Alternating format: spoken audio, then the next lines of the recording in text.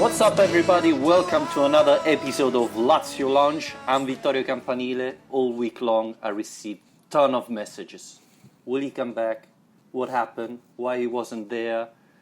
Can he come back again? I like him. So, guys, he's back. Alasdair McKenzie.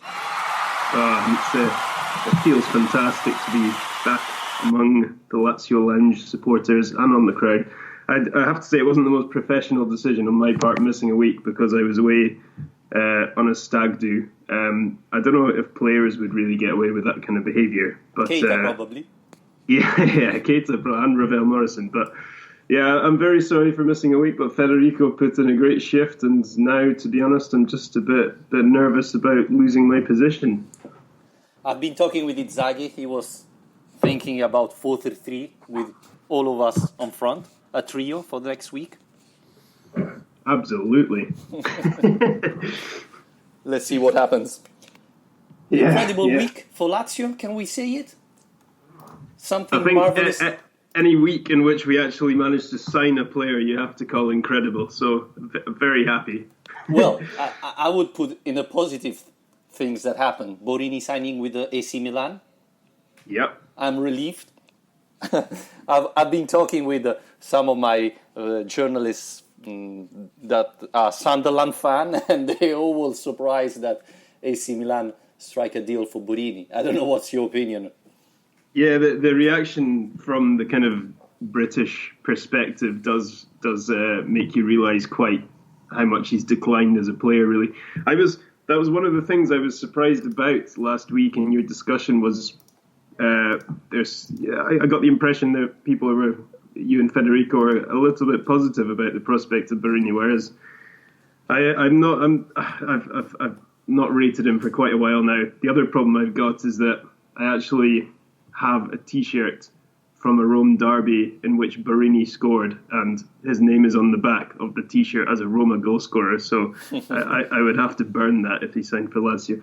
No, I think it's a good thing for us to have missed him because I don't think we're kind of setting ourselves up to be proved wrong by Milan next season, but I don't think he's really the player we need to be looking at, and he's definitely not a replacement for Keita if Keita goes, and I'm quite happy as long as someone else does come in, that's the only thing. I mean, Marusic, who we'll get onto, it doesn't sound like he's a player who performs in that role, so we are still looking for someone to play in that position, but for me, I'm quite happy to see Borini pass us by.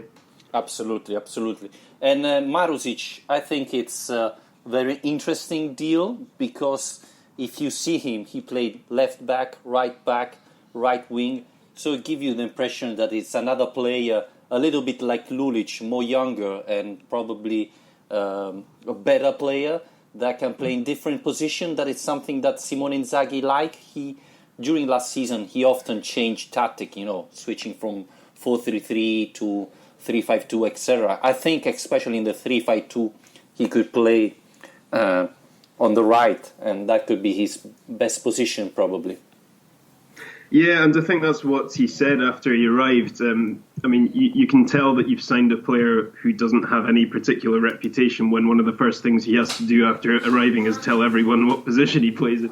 I was reading some comments from Jean-Francois Gillet, the ex-Torino and Bari goalkeeper, and he's also Belgian. Marusic isn't Belgian, but he's been playing in Belgium. And he was saying that his best ability really is just how versatile he is, and he can play left back, right back in a 3-5-2, and like you're saying, right wing back is probably his position to kind of compete with Dusan Basta. But he used to, at the start of his career, play up front as a winger. So it will be useful to have someone who's capable of playing in many different positions. The only concern I do have here is because he's very untested. He's only played in Serbian and Belgian league football, I think, and giving him a 5-year contract seems a bit risky for me because if he does come in and is clearly not up to the standard that Lazio need, then you've kind of landed yourself in a position where it's going to be quite hard to move him on if you're looking to do that. So I don't really see the reasoning behind giving him such a long contract. I think it's a bit risky. and 3 years you'd be a bit happier with. But I do wonder if that's just as a result of everything else that's happened this summer with obviously the contract situations of De Vrij and Bili and Lulic. It could be Lulic, sorry.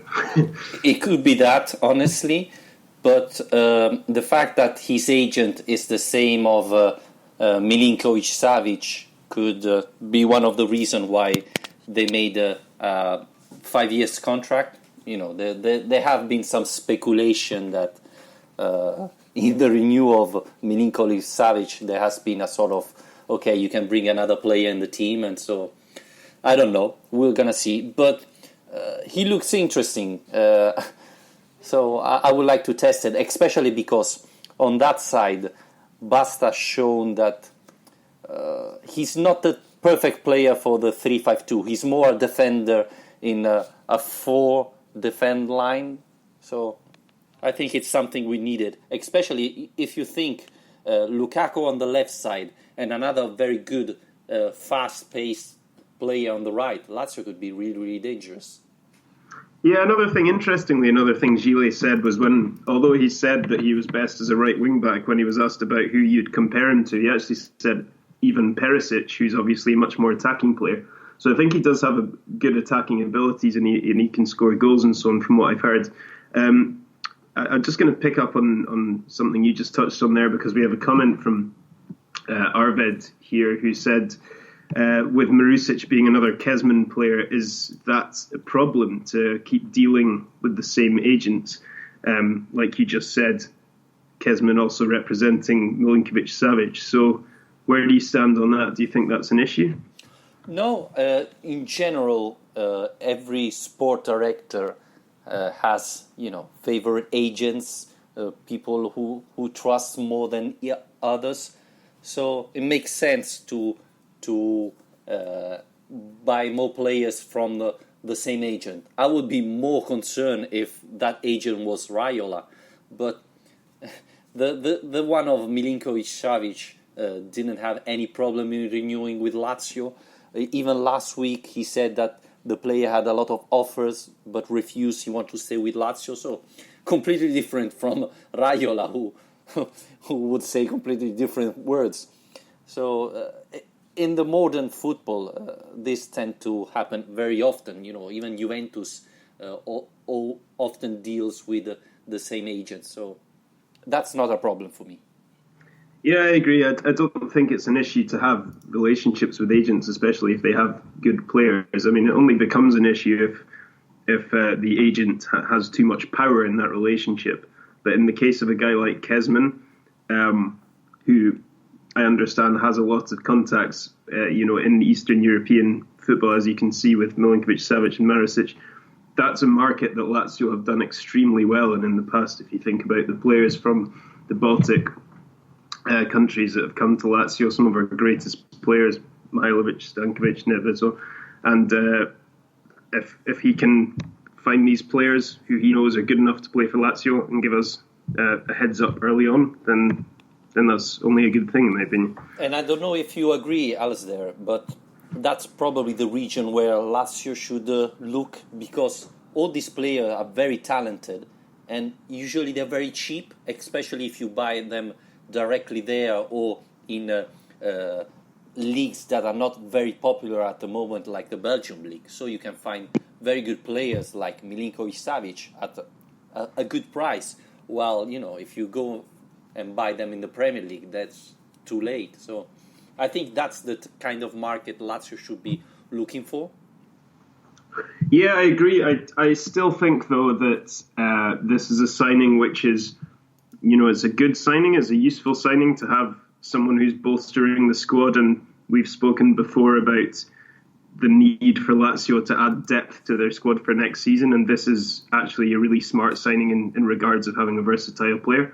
But it's not the, it's not the big name arrival. And I still think, in my opinion, I'd like to see a more established, or at least a couple of more established players coming in for perhaps bigger fees and who are going to do the job, rather than guys you don't really know an awful lot about. I definitely want to I'm happy for them to keep shopping in these markets, but I do think that needs to be balanced with bringing in guys who are known talents. That's the problem with Lotito. I mean, I don't remember in all his time at Lazio signing a well-known player that wasn't already, that has passed already his peak, you know. The only one is Miro Klose, but he was already old when he came to Lazio. You do, Hernanes, maybe? He was at his peak. But the example I was going to give actually was Zarate, because Zarate came on loan and was so good, and then he actually decided to spend, I can't remember, it was 18 million or so to actually buy him outright. And then from that moment on, Zarate was, you know, in a decline that he's still in, I suppose. And you wonder if that decision, which at the time was a big deal to see Lotito spending that much money on a player because he'd done so well, and you wonder if that still haunts him and if he still looks at that deal and thinks, actually, I've learned from that and I'm not going to make that mistake again. But as you were saying, fans want even to dream big, you know, sign a big player to make the fan happy. And even if he doesn't perform that well, maybe you are able to resell him. But at least you get the fan excited. Look what AC Milan is doing. Not for Borini, but all the other players are not that bad, you know. And sometimes spending a little bit more will give you big benefits.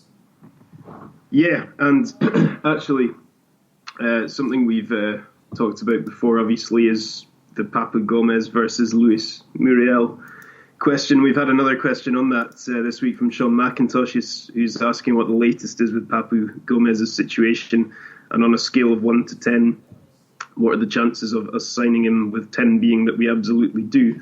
I mean, the last I heard on Papu Gomez really was that he was on holiday in Ibiza talking about signing a new contract with Atalanta. So as far as I'm aware, it's probably closer to 1 than 10 at the moment. Yeah, but, unfortunately, I think yesterday there have been some quotes on some Italian newspaper of Atalanta chairman saying that they are talking about the renew and they are very confident that this will happen. So, yeah, I would say 3, not more than 3, unfortunately. Muriel going away from Sampdoria, not signing for Lazio. Gomez renewing with Atalanta. If Keita leaves, I'm really worried. I don't know who could come. Well, some reports, obviously, this week, you never know what you can believe and so on, but there are reports of Jesus Navas being released by Man City and being offered €3.5 million a season to join Lazio. And I don't know how much you've seen of this guy at Man City, but that is way too much money to spend on him. He's a talented player, but that's would make him the most highly paid player in the Lazio squad. And given his age and his ability, which he's got pace and so on, but he's constantly criticised by City fans for not having an end product in the way that we've criticised Keita before, I suppose. So I do hope that that we go for somebody perhaps a little younger and a little cheaper. My personal opinion, I don't believe for a second that Lotito offered that amount of money for a player. I cannot believe it. I still think it would be a good add for the team because he has experience, etc. But I would never believe that Lazio offered that amount for that player. 1.5, it would be a good option, but 3.5, that's far too much. And one thing important, if you offer that contract to a player, then that means that all the other players in the team then want a renewal at that level, and will create a lot of problems for Lotito and Tare for renewing the contract of the other players. So we've got another question here, which is from Omar Baj. Thanks once again to everyone who's been sending us questions this week. So he's saying basically that we've got a big problem if we don't bring in a replacement for Ciro Immobile, which I think we all agree with. And his next point is that who we bring in as a second striker or winger to replace Keita if he's going to go. So he's asking about what we think of Giaccherini or Cerci, and do you think Tito will bring a player such as Gomez? I suppose we've just touched on that, or end up with a player like Perea as usual.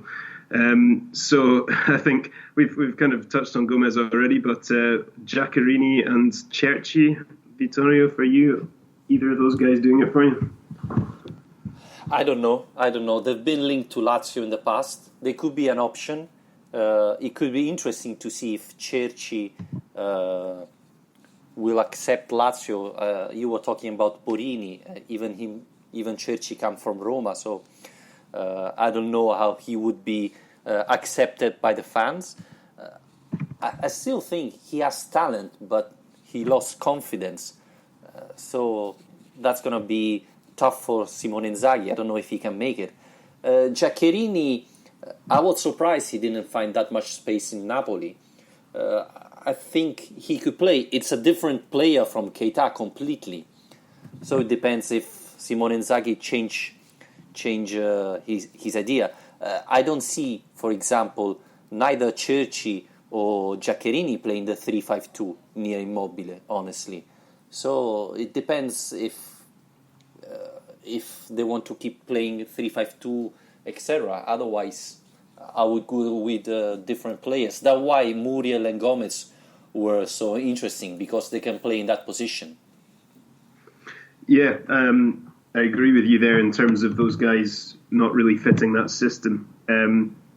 I think, just to pick up on one thing you said there about Cerci being a guy who's kind of lost his way a bit, I suppose the intrigue here is that he seems like he's almost in a very similar position to what Immobile was in this time last year. And if you think about the two of them at Torino and what they achieved together, they were absolutely superb that season.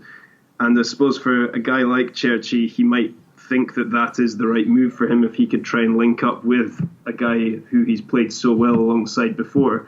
But like you say, that does depend so much on him being used in the right system, and for them it would be a 4-3-3 that they'd need to play.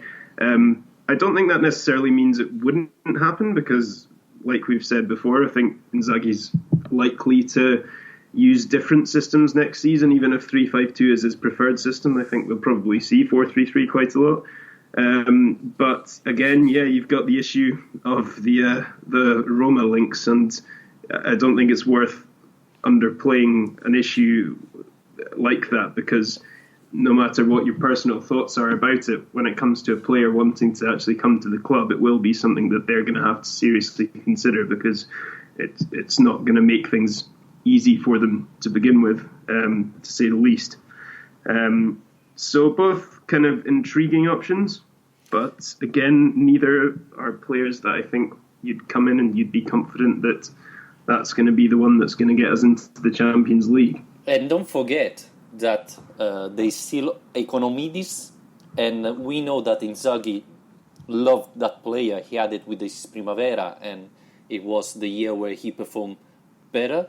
So maybe he wants to try it this summer at Alonso and see if he's ready for this level, and maybe give him a chance if Keita leaves. Honestly, I wouldn't be that excited, because I still think you need someone with a little bit more experience there, and maybe give Economidis the chance to play a little bit and gain confidence. But who knows? Yeah, I mean, it's going to be interesting what they go for in the end. I mean, the thing is, we're still talking about this, and I think we were both quite relieved this week when we did see that Marusic had come in, because before then we were talking about just discussing the weather this week, because there was nothing else to do really, and we've been sitting here all summer now talking about De Vrij, Keita and Biglia and leaving, and they're all still at Lazio for the time being, so I feel like we're going around in circles a little bit with this, but yeah. I think we probably will have to wait for Keita to actually leave the club before any of these moves really get any kind of impetus behind them, probably. Yeah, I agree. And I think next week is going to start the training in Roma, so we're going to see what happens, if they all show up, or Keita will have the same problem like last summer. It's going to be interesting. probably next week is going to be the most important, even because don't forget that AC Milan has the Europe League at the end of July. So I think if they really want Biglia and Keita, they have to hurry up.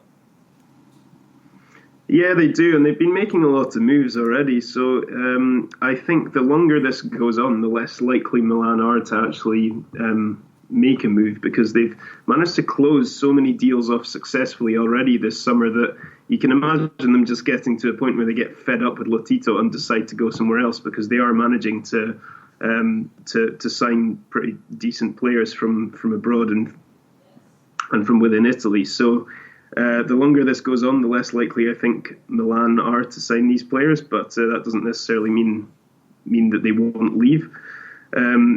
One other thing, I've got another question here that I just wanted to bring up, which is again from Sean McIntosh, and he's asking about how long do we hold on to Sergej Milinkovic-Savic? There have been these rumours of 50 million euro bids, which scare me. If we want to be great, then we have to keep our star players.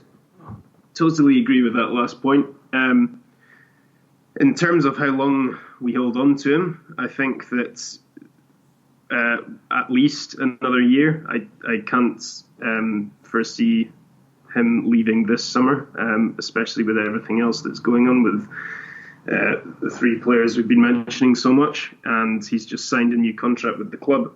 So I think the only way I can see Sergej leaving this summer is if he actually kicked up a fuss, Keita style, and decided that he actually wanted out of the club. But given the guy's character, I can't see that happening. So then it comes down to basically how he plays in the season to come. And if he has another brilliant season at Lazio, then that's likely to get a lot of interest around Europe. So, but I think we'll have him in Rome for another season at least. And the fact that he just renewed his contract, that's really positive for Lazio, because now it's going to expire in 2020, if I'm not wrong.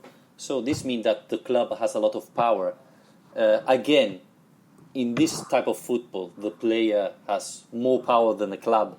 So if he wants to leave, then he will leave eventually. But Milinkovic-Savic looks a different player from Keita and Biglia, for example. He looks to, well, he said he loves Rome. He's enjoying it, and I can believe it. And he looks like a player who loves to play for Lazio. And I'm not saying he's going to stay forever, don't get me wrong. But I think he's not the guy that wants to leave immediately. So, again, it has to arrive the right offer. This year he's going to stay for sure. If I was Lotito, I would try to keep it at least 2 years, because I think he's amazing. He can only improve, and he's going to be the best midfielder in the world in a couple of years. So, again, if you want to reach the Champions League, he's the only player you have to keep. But he looks happy. I'm a bit worried about... Yep. Sorry, I'm a bit worried about how often you keep saying that he's going to be the best midfielder in the world. you need to stop saying like things like that if we're going to keep him at Lazio. I think he's going to. Otherwise, we're all going to blame you when he leaves. Okay. I really think he's going to be. He has everything, and sometimes it happens, that players love the city, love the club, love the fans, and want to stay a little bit longer. Who knows? And of course, this all depends on how Lotito will build the team. Of course, if Lazio is going to struggle next year, then things can change. But if Lazio will be able to fight for the 4th place, then maybe he will want to stay longer. Yeah, well, let's hope so. I have run out of Twitter questions now. I have a question from Facebook from Stefano Forte, who asked us what's our opinion on Tare. He said he made some very good signing like Milinkovic-Savic, Felipe Anderson, but even other not very good like Leitner, Mauricio and Kishna. What's your opinion about Igli Tare? Well, I think that those examples actually sum it up quite well. He's extremely hit and miss really in the market, and although he has managed to make some very good deals, I think the signing of De Vrij was perhaps one of his best, because that came on the back of a World Cup in which he'd impressed, and at a time when clubs like Manchester United were after him. So he has made some very good deals actually in his time, and I think he does get a lot of criticism from the fans because of the terrible deals he has made, and there have been some awful ones. So it's I mean, that kind of came obvious this week, because when we were asking people about who their greatest Lazio players were, I made the mistake of making a kind of joke comment about not being able to decide between Djibril Cissé and Gaël Kakuta, and that ended up just snowballing into people naming every single bad signing Tare has made in the last kind of 15 years. So I mean, he is hit and miss. He does, like we've just talked about, have a decent sense of these smaller leagues and smaller markets, and guys like Senad Lulic, who have arrived for not an awful lot, have done well at the club, but he's not really proven himself in terms of being able to negotiate big deals for more established players as well. And sometimes when he has gone for guys like Louis Saha and Djibril Cissé, you do kind of wonder what's the point. There have been some big stinkers in there along the time as well. I think the biggest problem with Tare is the budget he has. You know, when you have 5 million euros to spend, then you cannot buy Cristiano Ronaldo. You have to try and be lucky with Kishna and things like that. So he's very good in finding this type of players, these youngsters that perform even better. But the biggest issue is the budget. A big team needs 20 millions, like Milan is doing, to buy a good player. When you have 7, then it's always a risk. You will never find a good player that already established himself at that price. It's going to be very complicated. Again, of course, this means that there is Kishna, there is Mauricio, etc. I think the biggest problem with Tare is the relationship he established with some players. Look, Keita's situation, for example. Zarat as well. You know, he had problems with some of the players in the club, and that led to problem in renewing the contract with his players. Yeah, and like you were saying about the budget, I think when you're working with a limited budget, it's inevitable that you won't always get the moves right. But the thing that frustrates me a little bit is when you see moves that don't really seem to have made much sense in the first place. So even within the last couple of years, like Moritz Leitner was mentioned there, who knows, he could end up still playing a part with Lazio. Say Ravel Morrison the same, but at the same time, why are you bringing these guys in if the coaching staff don't seem to have an awful lot of interest in using them and giving them, like, Ravel Morrison's contract still doesn't make any sense to me. A guy with a huge track record of bad behaviour and without ever playing abroad before, to tie him down on such a long-term deal. I don't know. There've been a few kind of terrible decisions along the way, but then again, we have had players like Anderson and De Vrij come into the club, and Bilia as well, who you have to remember came from Belgian football and has turned out to be an absolutely brilliant Serie A player. So hit and miss. I'd say probably more miss than hit in general, but you have to remember the good work he has done. Wow. So you're not very positive on Tare. I have a different opinion. Okay, go on. Well, again, I think he would have done much better if he had the Juventus budget. And with Lotito's money, it's not very easy to buy good players. It's going to be very difficult with that little amount of money available.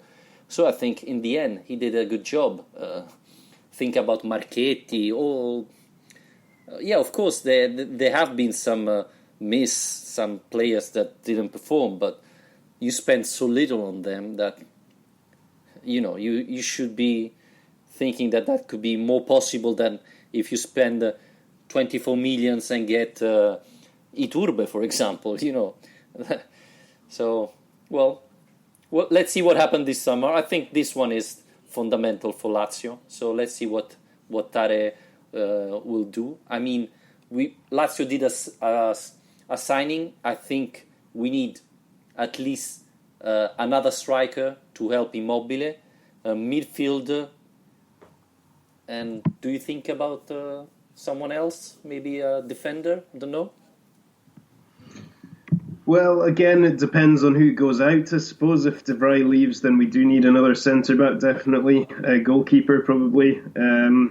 I just think generally adding to the whole squad is a good idea, and that's why Marusic, a player like him, is quite promising in terms of, like I've already said, the versatility is something that will come in very useful next season. So if we can get a few more kind of players who are capable of various roles on decent deals, then that'd be good as well. But yeah, more youth players getting chances in the senior team would be nice as well. But you know, like you've said, Alonso isn't too far away, so they need to start. I kind of hope the Marusic deal was the start of a signing season rather than just a kind of isolated incident in the summer. You know who's coming to Alonso? You know Luis Felipe from Salernitana? He's gonna come. He's gonna do the training with Lazio this summer. Okay. That's surprising. He didn't have a very good season there, and he's joining Lazio. Don't know. And talking about goalkeeper, Marchetti did an interview this week saying that he's hoping something happens. So I think he understood that his time with Lazio is gone. So waiting for another offer. Don't know if he'll ever arrive. Yeah, and if that is the case, then we do need somebody else, because Strakosha did well last season. Well, we talked about this a couple of weeks ago, but I think we do need two guys there at least to be competing for that spot.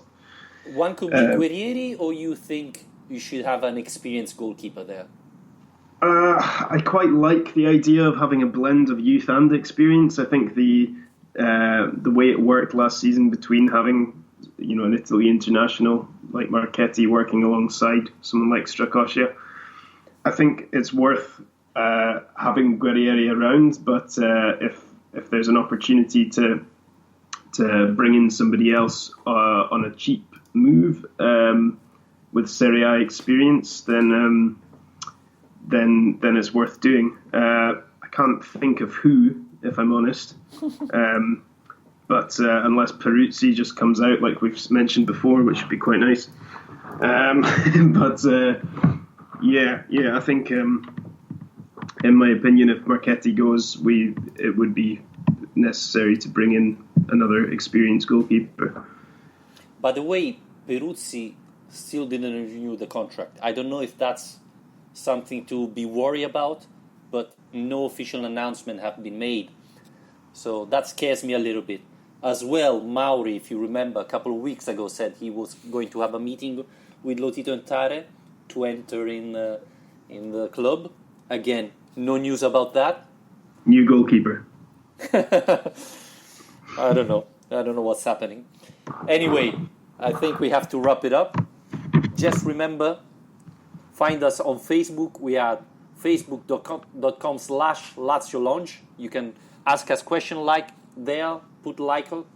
And on Twitter, we are Lazio_Lounge. Subscribe to our iTunes channel. We are going really, really well on YouTube last week, so subscribe even there. And as usual, if you have questions, we are here and we'll reply on the next podcast. I don't know, Alistair, if you have something else to add. No, only that I promise I will be here again next week, and I'll try my best to avoid going off on any more stag do's for a while. Do you think Lazio will make a new signing before next episode? At least 3. If it's not at least 3, I'll be extremely disappointed. I don't think so. I would be surprised if we make another deal before next Sunday.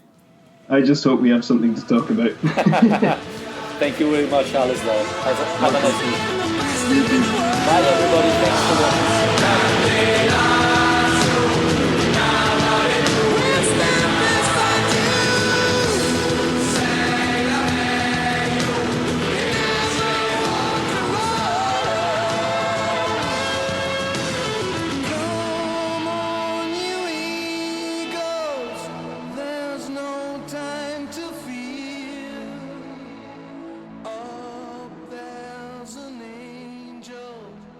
watching.